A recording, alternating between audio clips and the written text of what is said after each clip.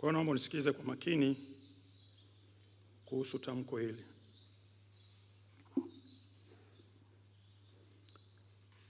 Tanzania Assemblies of God. Tamko la fundisho la Tanzania Assemblies of God, yani TAG, kuhusu uhalali wa ndoa za Kikristo na makusudi ya ndoa ya kimungu. Utangulizi. Katika siku za hivi karibuni kumekuwa na mafundisho mbalimbali yanayosambazwa kupitia mitandao ya kijamii yakidai kwamba kufunga ndoa kanisani ni desturi ya kipagani na kwamba ndoa za Kikristo zinazofungwa kanisani hazina msingi wa kibiblia. Fundisho hili kwa kawaida hutolewa na makundi yanayopingana na chochote ambacho hakijaamriwa moja kwa moja na maandiko. Kwa mfano, wanapingana na kuwa na ibada ya Jumapili. Wanapinga hata matumizi ya mimbari. Makundi ya watu kama hawa hupinga hata vyeti au leseni za ndoa. Makundi haya hupinga hata ibada na sikukuu za Christmas kwa kigezo kwamba eti havitajwi mahali popote katika Biblia. Lakini tukumbuke, Wakorinto wa kwanza sura ya 14 na mstari wa 40, neno la Mungu linasema, lakini mambo yote na yatendeke kwa uzuri na utaratibu. Andiko hili inalipa kanisa mamlaka ya kupanga mambo yake bila kukinzana na neno la Mungu. Narudia, bila kukinzana na neno la Mungu.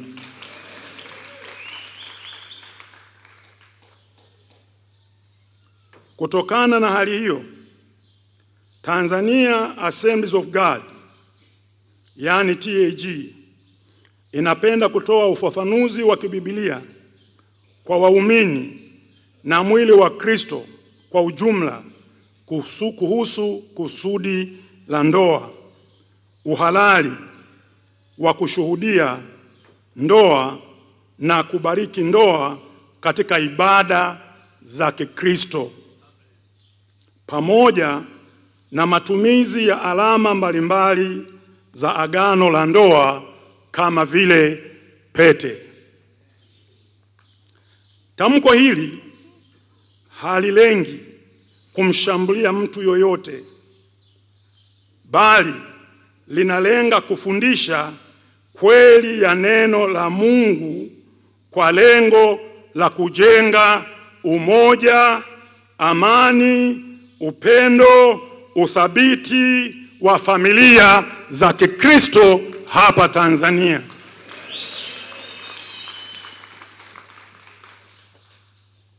Mambo muhimu ya kufahamu kuhusu ndoa za kibiblia. Je, ndoa ni upagani?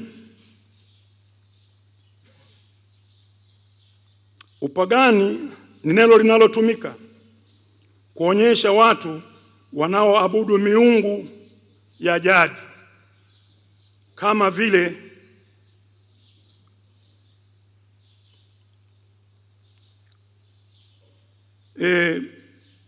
jua, mwezi, nyota, mizimu au vitu vinavyosimama badala ya Mungu.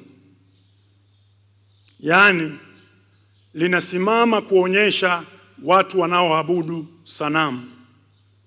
Sawasawa na neno la Mungu katika Warumi sura ya 1 na mstari wa 21, ambapo Biblia inasema, kwa maana walibadili kweli ya Mungu kuwa uongo, wakakisujudia kiumbe na kukiabudu badala ya Muumba anayehimidiwa milele.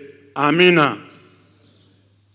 Hivyo basi, upagani ni ibada kinyume na Mungu. Na kama ni hivyo, upagani sio asili ya kitu, bali ni matumizi ya kitu. Kwa mfano, dhahabu zilitumiwa kutengeneza sanamu na dini za kipagani. Zilitumika katika nyumba zao za ibada. Hata hivyo, haizuii kutumia dhahabu kwa kumwabudu Mungu. Bwana asifiwe. Unaona, wakati Musa anajenga hekalu, hema, na Daudi anajenga hema, watu walitoa mpaka dhahabu kujenga hema, kujenga hekalu. Jina la Bwana libarikiwe. Na kujenga hema na hekalu. Mfano, madhabahu zilitumika na jamii nyingi hata kabla ya Mungu kukutana na Ibrahimu na kujifunua kwa Ibrahimu. Watu walitumia madhabahu. Pamoja na hayo, Israeli walimjengea Mungu nini jamani? Madhabahu. Na Mungu alipokea ibada zao.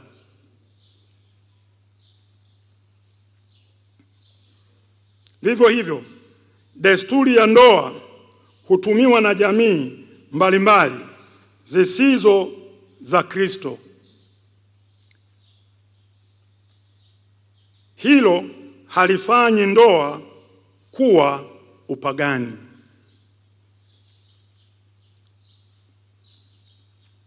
Moja, ndoa ni taasisi ya Mungu, sio ya binadamu.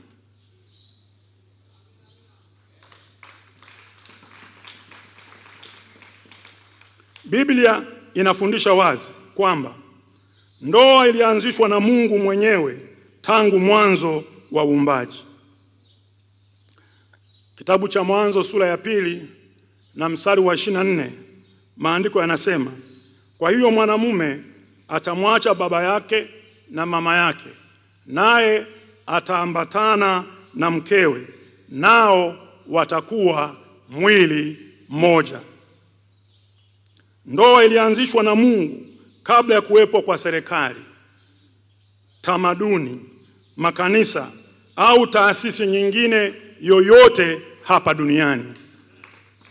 Hivyo, ndoa si utamaduni wa kipagani wala wa kidini, bali ni mpango wa Mungu kwa wanadamu.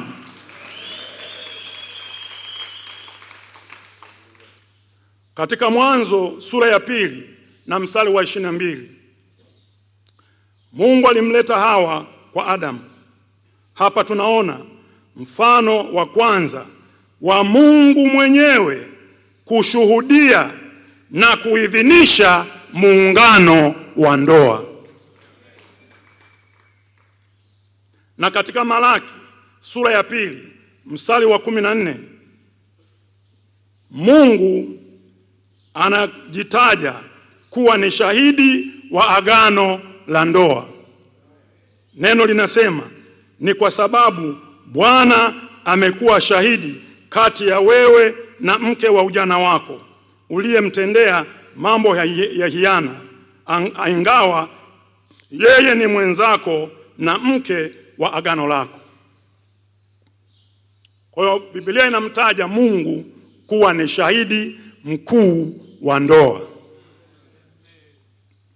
Jambo la pili, Biblia haiweki mahali maalum kama sharti la uhalali wa ndoa. Narudia, Biblia haiweki mahali maalum kama sharti la uhalali wa ndoa. Ni muhimu kuelewa kwamba Biblia haiagizi ndoa lazima ifungwe ndani ya jengo fulani. Agano la Kale wala Agano Jipya halitoi amri kwamba ndoa lazima ifungwe hekaluni au nyumbani au sehemu yeyote maalum. Kilicho muhimu katika Biblia ni mambo manne. Kwanza, agano la ndoa hufanyika kwa hiari. Linapaswa lifanyike kwa hiari. Pili, agano la ndoa linapaswa kushuhudiwa na jamii ya waamini. Agano la ndoa linapaswa kushuhudiwa na jamii ya waamini. Tatu, agano la ndoa linapaswa kupokea baraka toka kwa Mungu. 4, agano la ndoa liko kutekeleza kusudi la Mungu kwa familia. Kwa hiyo kanisa sio linayoifanya ndoa kuwa halali, bali kanisa linakuwa mahali pa ibada ambapo waamini wanamwabudu Mungu na kutangaza hadharani agano lao mbele za Mungu na mashahidi waaminio.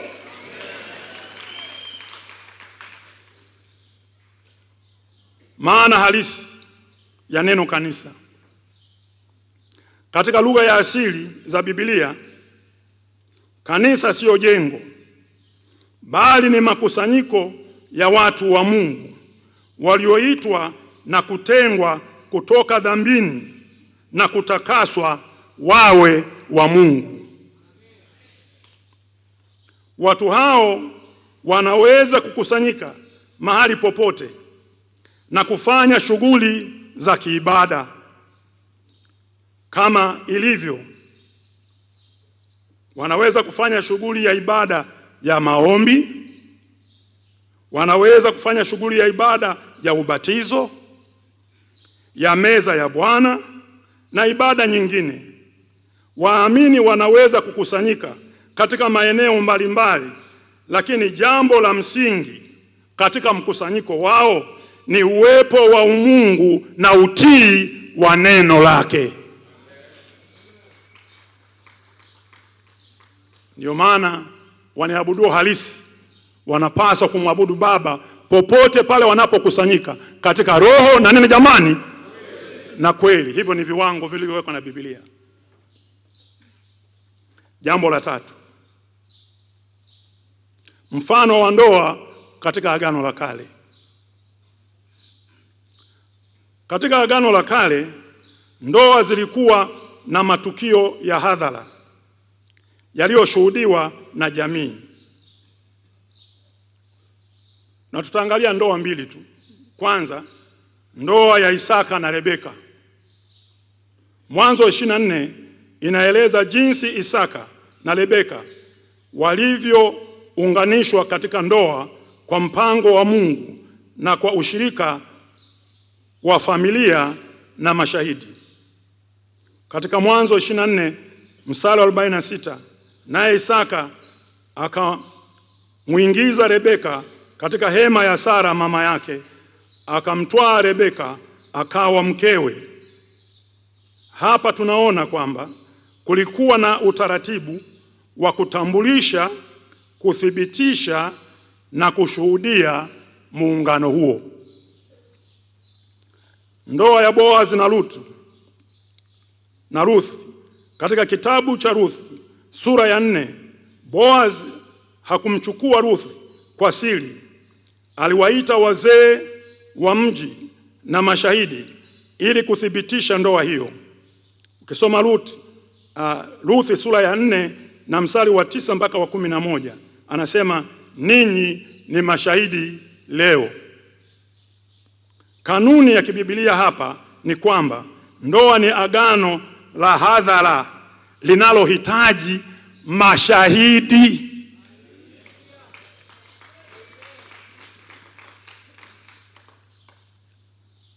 Jambo la 4, mfano wa ndoa katika agano jipya. 1, Yesu katika harusi ya Kana.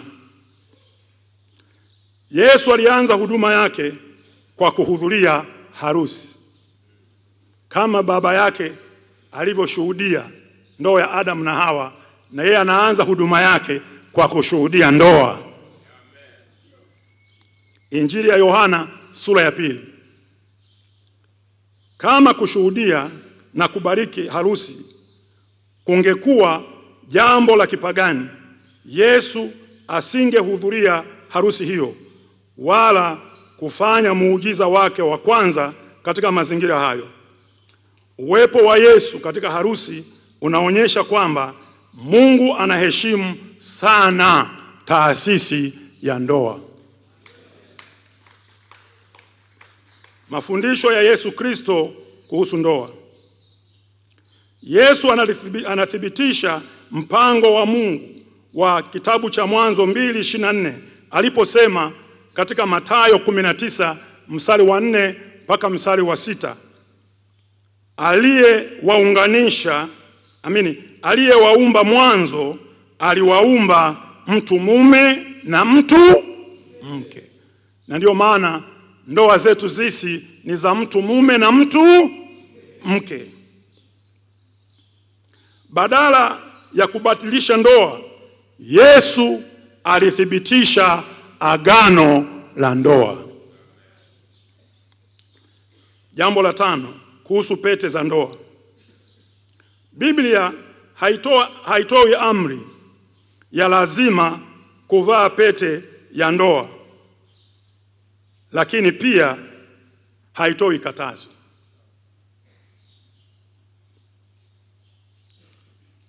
Bwana asifiwe. Narudia. Biblia haitoi amri ya lazima kuvaa pete ya ndoa, lakini pia haitoi katazo. Ndio maana mwenzenu nina pete. Pete ni alama ya agano, nadhiri na ahadi. Ni muhimu kufahamu kwamba hakuna agano lisilokuwa na ishara au alama. Maagano yote katika Biblia yana alama ya agano, yaani ishara, nadhiri ya agano. Hebu tuangalie mifano ya maagano matatu. Kwanza, agano la Nuhu lina ishara ya upinde wa mvua. Mwanzo 9 mstari wa 8 mpaka wa 17. Mungu aliita huo upinde ishara ya agano. Mwanzo 9 mstari wa 12 na mstari wa 17. Pili, agano la Ibrahimu, ishara yake ya agano ilikuwa tohara katika Mwanzo 17 na mstari wa 11. Tatu, agano la Bwana wetu Yesu lina ishara mbili za agano. Moja ni ubatizo.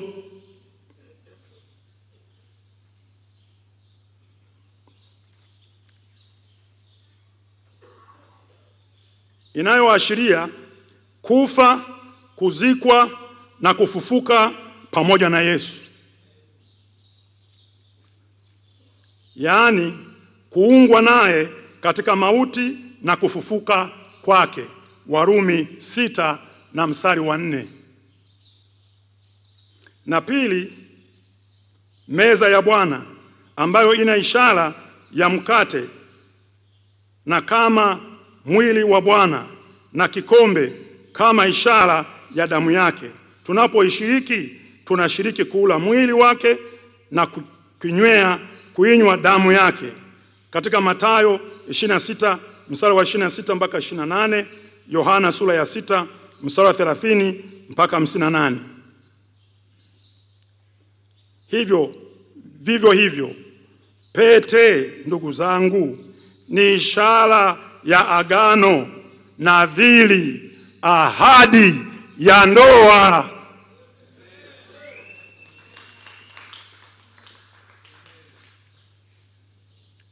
Ni alama inayowakumbusha wahusika kiapo cha uaminifu kilichoko kati yao. Bwana asifiwe sana. Ndio maana tunavaa. Bwana asifiwe sana. Na mke wangu naye anavaa. Na wewe unavaa. Hongera sana kwa kuvaa. Mwanzo sura ya 24 mstari wa 22. Neno linasema, mtumishi wa Ibrahimu alipoenda kumtafutia Isaka mke, alipokwisha kujua Rebeka ndiye mtarajiwa wa bwana wake Isaka, akatoa pete ya dhahabu. Uzani wake ulikuwa nusu shekeli na vikukuu viwili kwa mikono yake. Pete katika Biblia ilikuwa ishara ya utambulisho, ishara ya heshima na uhusiano maalum. Kwa hiyo Mkristo anapovaa pete ya ndoa hafanyi ibada ya kipagani. Narudia. Kwa hiyo Mkristo anapovaa pete ya ndoa hafanyi ibada ya kipagani, bali anatumia alama inayokubalika kiBiblia kuwakilisha agano, nadhiri na ahadi ya ndoa. Pete siyo ndoa yenyewe, ni ishara ya ndoa, kama vile maji ya ubatizo sio wokovu wenyewe, bali ni ishara ya wokovu. Jambo la 6, msingi wa kihistoria wa ndoa za kanisani. Msingi wa kihistoria wa ndoa za kanisani.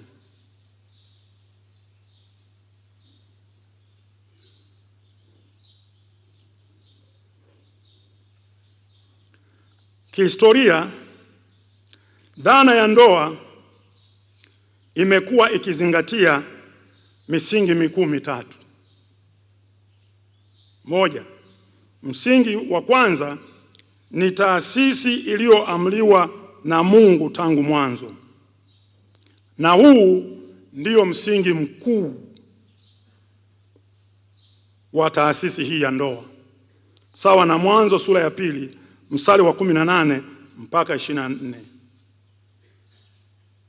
Na hili alirejelea Yesu kusisitiza katika Mathayo 19 mstari wa 3 mpaka wa 6.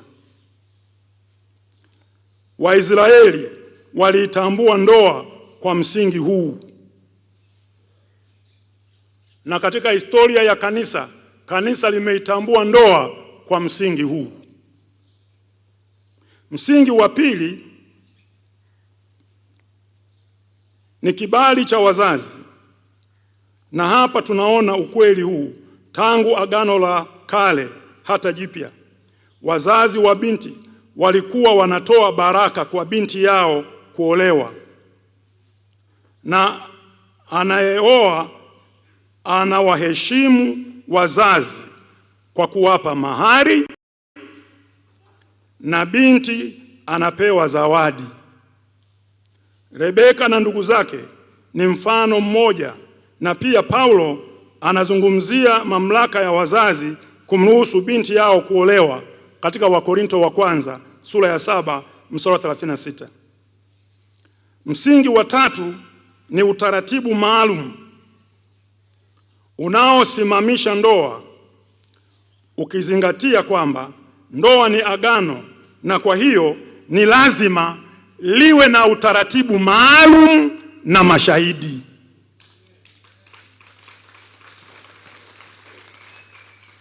Bwana asifiwe. Jambo kubwa kama hili haliwezi kukosa utaratibu maalum. Hivyo basi, katika kitabu chake Mwalimu J. Julius Scott, huyu kati ya watu magwiji wa fundisho la neno la Mungu katika historia ya dunia, katika kitabu chake kiitwacho Jewish Backgrounds of New Testament, anaeleza hivi kuhusu ndoa za Kiebrania katika nyakati za kuandikwa kwa Agano Jipya, kwamba Waebrania nao hawakuwa nyuma, waliweka utaratibu. Bwana asifiwe. Wasingeacha jambo kubwa kama hili lielee hewani. Jamani, amina. Waliweka utaratibu. Na hili ni kanisa la Agano la Kale. Jamani, haleluya. Katika utaratibu wao kulikuwa na mambo manne. Kulikuwa kumetungwa hatua za ndoa kuelekea shamra za harusi. Moja, hatua ya kwanza, kuandaliwa kwa bibi harusi. 2, kuhamishwa kwa bibi harusi kutoka nyumbani kwa babaye hadi nyumbani kwa mumewe. 3, utambulisho wa bibi harusi nyumbani kwa bwana harusi. 4, kutolewa baraka na kusherehekea nyumbani kwa mume. Shamla zilihusisha wageni wengi walioalikwa na wasioalikwa. Mashahidi walitakiwa kwa ajili ya kutamka baraka juma zima la harusi. Harusi yao ilikuwa juma nzima.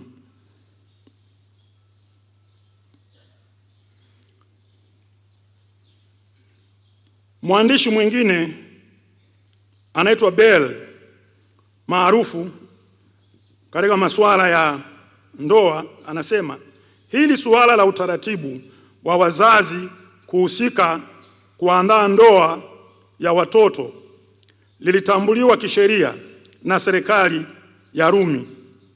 Bell anaandika, kwenye tafsiri kwenye dola nzima ya Rumi, ndoa ziliandaliwa na wababa wa maharusi watarajiwa. Mfumo huo ukaendelea. Ilipofika karne ya 16, kanisa lilikaa kikao katika baraza linaloitwa The Council of Trent. Wale waliosoma historia ya kanisa wanafahamu The Council of Trent, na kuamua kwamba kwa kulinda kusiwepo ndoa za siri na pia kuhakikisha wanaoana hawakiuki neno la Mungu, kwa mmoja kuoa na kuolewa wakati ana mwenza mwingine wa ndoa, ndoa zifungwe kanisani na mashahidi wakiwepo, na kanisa liwe na nafasi ya kurasimisha agano hili. Hili lilikuwa sio takwa la kiroho tu, mwandishi mwingine Mikoli anasema, bali pia sheria ya serikali ilidai iwe hivyo. Ni muhimu kufahamu kwamba Mungu sio wa machafuko, bali ni Mungu wa utaratibu. Wakorintho wa kwanza 14 mstari wa 13 na mstari wa 40. Kadiri kanisa lilivyokuwa, ibada za ndoa zikawa sehemu ya maisha ya waamini, kwa sababu ndoa ni agano takatifu linalomhusu Mungu na jamii ya waamini. Kwa hiyo kufunga ndoa kanisani sio kuabudu jengo wala kuingiza upagani, bali ni kuomba baraka za Mungu na kulifanya agano la ndoa lijulikane mbele ya ushirika wa waamini. Hatari ya kufundisha kwamba ndoa za kanisani sio halali. Fundisho lolote linalopunguza hadhi ya ndoa linaweza kuleta madhara makubwa kwa familia na mwili wa Kristo. Ikiwa watu wataaminishwa kwamba ndoa zao si halali kwa sababu eti zilifungwa kanisani, inaweza kutokea mambo 7 kama yafuatayo.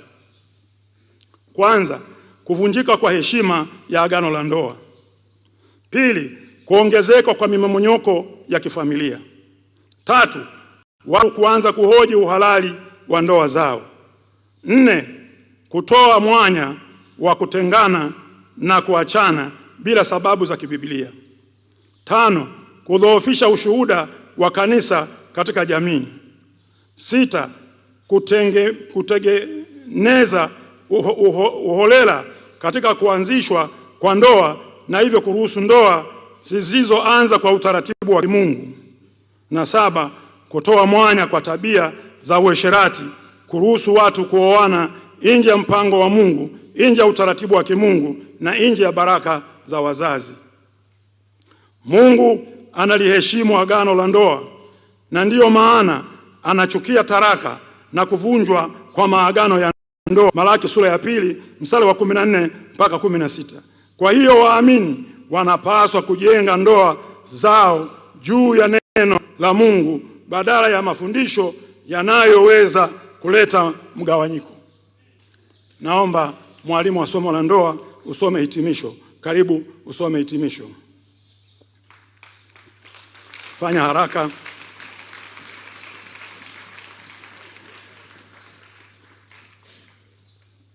Soma hitimisho. Njoo hapa usome. Soma. Nasoma katika jina la Yesu. Hitimisho. Tanzania Assemblies of God, yani TAG, inathibitisha kwamba: 1, ndoa ni taasisi iliyoanzishwa na Mungu. Ukweli huu unaifanya ndoa kuwa muungano wa agano la kimungu la mtu mke mmoja na mtu mume mmoja, linalohitaji kutekelezwa kwa utaratibu unaompa Mungu heshima. Jambo la pili, Biblia haiweki jengo au eneo maalum kama sharti la uhalali wa ndoa. Namba 3, kushuhudia na kufungisha au kufunga ndoa mbele ya kusanyiko la waamini ni jambo linaloendana na kanuni za kiBiblia. 4, pete za ndoa si ibada ya kipagani, bali ni alama ya agano na uaminifu. Namba 5, kusudi la Mungu katika ndoa ni umoja, upendo, amani, uaminifu na ustawi wa familia.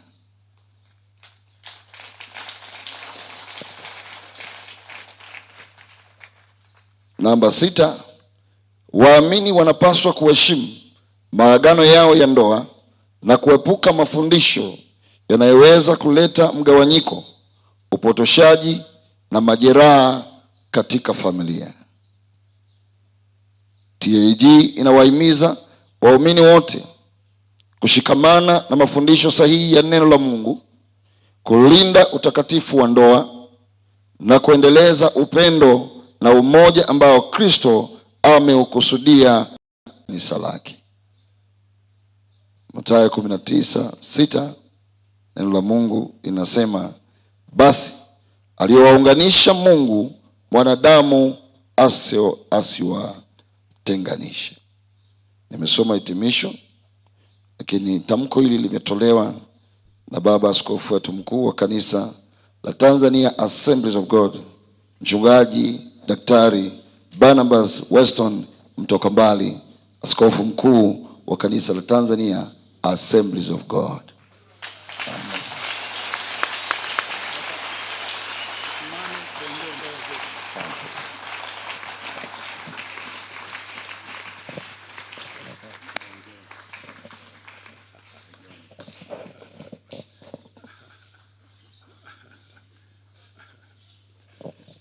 Basi nimwombe aliyekuwa mwalimu wa ndoa tuweze kusimama tuombee ndoa zetu. Karibu uombe kwa ajili ya ndoa zetu.